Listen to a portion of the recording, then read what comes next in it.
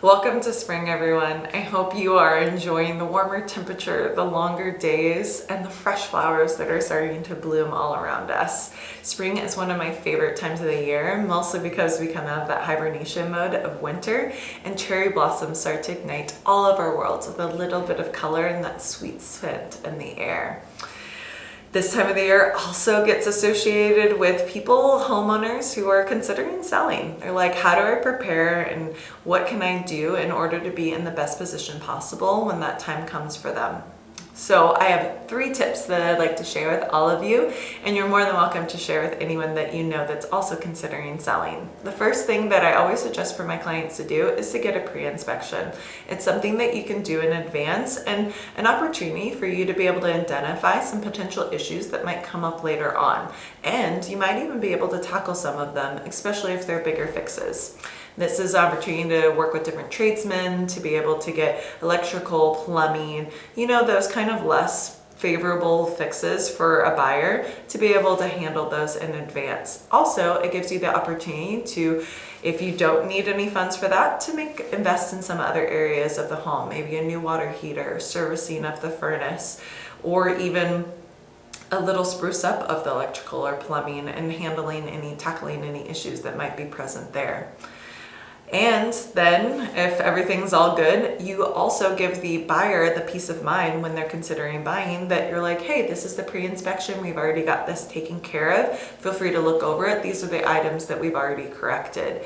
And it's an opportunity for a buyer to potentially say, oh, great, now I can maybe offer more than I would have otherwise because I know I don't need these funds for anything else, or even to be able to negotiate those in advance. So once you go under contract, you stay under contract and you don't come back onto the market.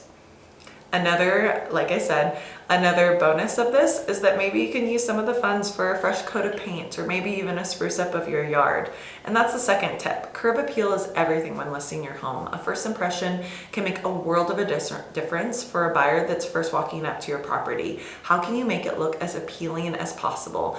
New fresh flowers in the garden beds around the entryway, or even little flower pots that you create and set up there as someone standing there as the agent's opening the door, can create a great impression and really make a home feel a little bit more welcoming. Fresh mat underneath the door, another great little trick that I always incorporate into listing a home. Then, once you come in, a fresh coat of paint allows the buyer to remove any distractions. They're not thinking about, oh, there's a nick here, it might look worn. This makes it feel alive and new, and it might even make it feel like, yeah, it's newer, which is so funny because it's a fresh coat of paint and it's very minimal for cost. But honestly, I always hear people say that it just feels brighter in here. And that goes along with the color choices. If you're ever gonna do paint, try to eliminate any bold, bright colors that might be your specific preference.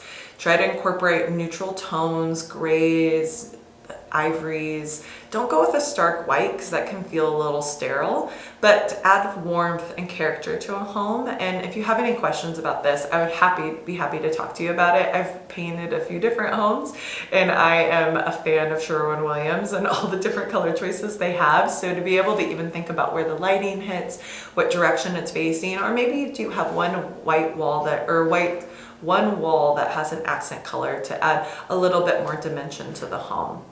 Like I said, it depends on the house, and I'm happy to talk to you more about this.